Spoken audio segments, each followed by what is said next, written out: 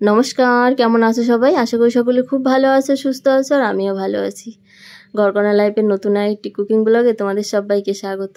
তো আজকে সকালবেলার একটু টিফিন তৈরি করব। তো চলো শুরু করা যাক। এই যে দেখো, এখানে এটা হচ্ছে বিউলির ডাল। তো এই ডালটাকে আমি ভালো করে ভিজিয়ে রেখেছিলাম 3-4 ঘন্টা। তো ভিজিয়ে রাখার পরে এখন পেস্ট করে নেব। তো এর সঙ্গে একটু সুজি দেব আর দেব কালো চিড়ে। তো চিড়েটা না কি বলবো, খেতে ভালো লাগে না এমনিতে, আর মাঝে মাঝে পোলাও রান্না করি, তো ভাবলাম এইভাবে একটু বানিয়ে দেখি কেমন হয়। তো একটু ভিজিয়ে রেখেছিলাম, রেখে দেখো সব একসঙ্গে মিশিয়ে আমি পেস্ট করে নিয়েছি। তো এক কাপে 1 কাপ আমি চিড়ে দিয়েছি, 1/2 কাপ সুজি, আর 1 কাপ হচ্ছে আমার যে ডাল ছিল সেই ডাল। তো এই পরিমাণে দিয়ে আর এক কাপের একটু কম জল দিয়ে আমি ব্যাটারটা রেডি করে নিয়েছি। তো একটু ঢেকে রেখে দিলাম, আর এদিকে আমি একটু ডাল রান্না করছি। তো ডালটায় ফোড়ন দেব, আর এদিকে তাওয়াটা বসিয়েছি, তাওয়াটা একটু গরম হোক। তো ডালটা আজকে একটু মুগের ডাল রান্না করেছি হালকা করে। তো খুব বেশি কিন্তু সবজি টবজি দেওয়া হয়নি আজকে, পুরো একদম সিম্পল। একটু পাঁচফোড়ন, আদা আর একটুখানি পেঁয়াজ কুচি, তেজপাতা দিয়ে ফোড়ন দিয়ে ডালটা রান্না করেছি আজকে। আর এখানে দেখো তাওয়াটা খুব সুন্দর গরম হয়ে গেছে।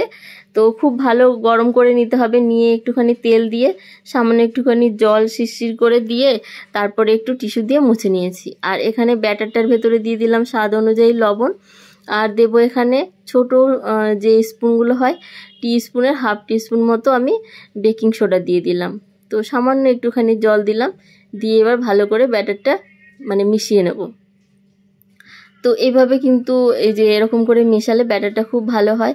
আর দেখো এই যে পুরপুরিগুলো উঠছে না, তো এতে কি হবে, আমার দোসাটা খুব ভালো হবে, খুব সুন্দর ছিদ্র ছিদ্র হবে, দেখতে বেশ সুন্দর লাগবে। তো আমি দেখো দোসাগুলো এইভাবে তৈরি করে নেব। তো গোলা রুটিও কিন্তু এইভাবেই তৈরি করে, এই তাওয়াতে কিন্তু গোলা রুটিও বানানো যায়, খুব সুন্দর হয়। তো ওপর থেকে একটুখানি তেল ছিটিয়ে দিলাম, এতে কি হবে, ভাজাটা খুব ভালো হবে আর খেতেও বেশ বেশ লাগবে, একটু মুচমুচে হবে নিচের সাইডটা। তো এবার একটুখানি উল্টে দেব, তো উল্টে আবার একটু ভেজে নেব। তো দেখো আমার কতটা সুন্দর হয়েছে। তো চিড়ের জন্য একটু কালারটা চেঞ্জ হয়ে গেছে, কোনো ব্যাপার নয়, কিন্তু খেতে খুবই ভালো লাগে, একটু হালকা মিষ্টি মিষ্টি লেগেছে খেতে। তো দেখো আরও একটা বানিয়ে নেব, কারণ আমার মেয়ে স্কুলে যাবে, তো ওকে এখন দেবো খেতে।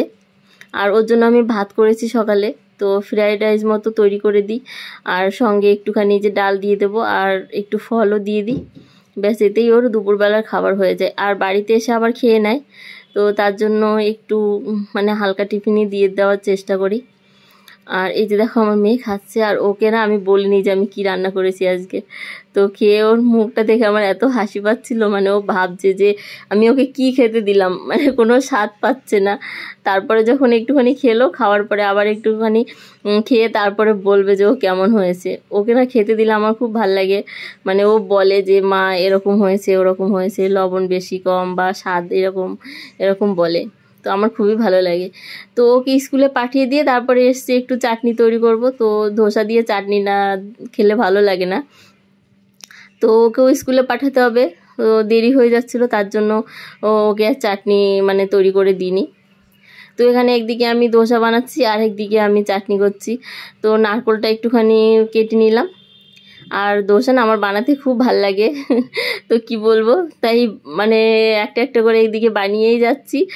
আর আমাদের বাড়িতে আরও 2-3 জন আছে, তো সবাই খাওয়া দাওয়া করবে, তাই একটু কি বলবো, বানিয়ে রাখছি সকালবেলা, যেহেতু সবাই কাজে বেরোবে, তো আমার হাজবেন্ড দোকানে যাবে। আর এখানে দেখো নারকেল নিয়ে নিয়েছি, তো নারকেলটাকে একটু ছোট ছোট করে কেটে নিয়েছি, দিলাম সামান্য একটু লবণ, আর দেবো এখানে ভাজা ছোলা। তো এই ছোলাগুলো দিলে না চাটনিটা খুব ভালো লাগে খেতে। আর একটা শুকনো লঙ্কা দিলাম, আর দেবো একটুখানি আদা। তো এতে না বেশি কিছু দেওয়ার দরকার নেই, নারকেলের চাটনিতে কিন্তু এরকমই বেশ ভালো লাগে খেতে। আর এতে সামান্য একটুখানি জল দেবো, এটা কিন্তু নারকেলের জল, যে নারকেলটা আমি ফাটিয়েছি সেই নারকেলের জল। তো এতে কী হবে, চাটনিটা আরও বেশি ভালো লাগবে খেতে। তো এখানে দেখো পেস্ট করে নিয়েছি, আর এতে কিন্তু আর জল দেব না, এরকমই একটু গাঢ় থাকবে, এটাই কিন্তু বেশি ভালো লাগে খেতে। তো নারকেলের চাটনি কিন্তু বেশি জল হলে ভালো লাগে না। তো এখানে একটা কড়াই নিয়েছি।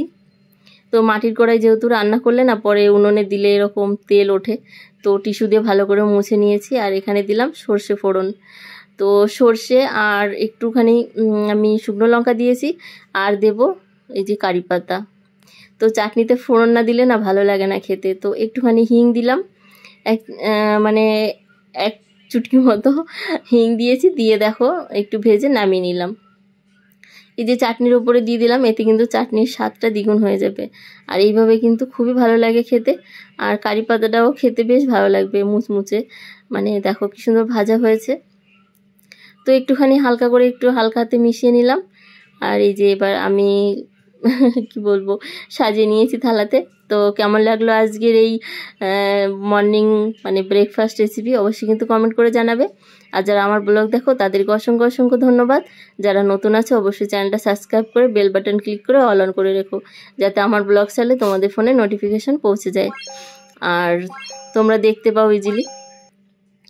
তো সবাই তো আমার ব্লগ দেখো, কিন্তু লাইক কমেন্ট কেউ করছো না, আমার খুব খারাপ লাগছে।